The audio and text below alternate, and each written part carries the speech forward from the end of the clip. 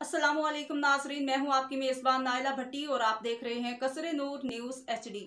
खबरों के सिलसिले को आगे बढ़ाते हुए नजर डालते हैं आज की ताज़ा तरीन अपडेट्स पर। डिस्ट्रिक्ट पुलिस ऑफिसर शनियोट असदुर्रहमान की हिदायत पर खवातीन के तहफ़्फ़ुज़ को यकीनी बनाने के लिए आगाही मुहिम का सिलसिला जारी। खवातीन पुलिस अफसरान ने DHQ अस्पताल चनियोट में नर्सिंग स्टाफ को आगाही लेक्चर दिया।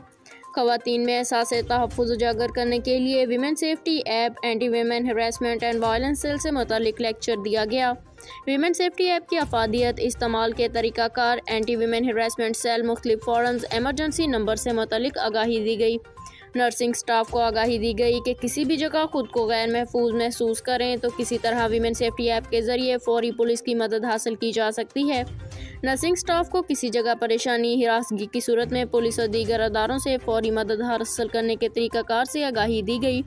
ख़वातीन पर घरेलू तशद्दुद, हिरासानी, बदसलूकी के वाक़यात की रोकथाम के लिए पंजाब पुलिस की जानिब से कायम anti women harassment and violence cell से मुतालिक ब्रीफिंग दी गई।